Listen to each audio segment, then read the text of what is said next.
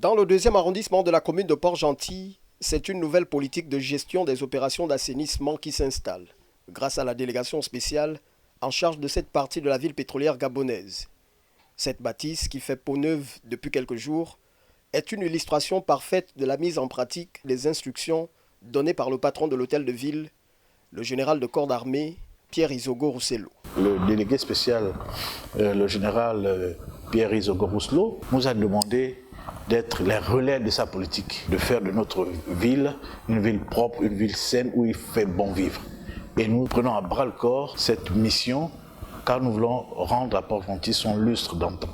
Et ça ne peut passer, ça ne peut se faire qu'avec le concours de tout le monde. Cette vaste campagne d'assainissement et d'embellissement, qui devra s'étendre à travers les artères du deuxième arrondissement de la commune, débute avec une supervision stratégique de son délégué spécial. Nous voulons faire de notre arrondissement un environnement propre, un arrondissement agréable à vivre. Et cela passe d'abord par une campagne de sensibilisation. Mais notre campagne de sensibilisation, nous voulons la mener par l'exemple. Il ne s'agit pas seulement de demander, de dire aux gens de nettoyer, d'embellir, de rafraîchir leur façade. Nous montrons d'abord l'exemple. C'est pourquoi vous avez vu qu'à notre niveau, les travaux ont été entamés.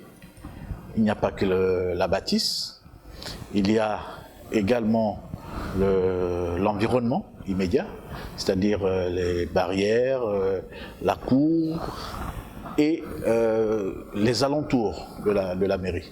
Outre cette attention manifestée autour des travaux exécutés dans ces locaux, le délégué spécial Boubacar Ngoua se voit aussi contraint de se déployer sur le terrain, histoire de toucher du doigt les réalités liées à cette vaste opération. Les lavages de voitures, tout comme les garages qui sont aux abords des routes, sont les premiers responsables d'un certain nombre de maux que l'on décrit. Donc nous sommes allés, parce que nos équipes étaient déjà passées, et nous avons remarqué que justement dans leur devanture, la propriété ne suit pas. Donc il était question pour nous de les sensibiliser encore une fois, tout en espérant qu'ils en sont pleinement conscients pour que nous n'arrivions pas à leur infliger des sanctions.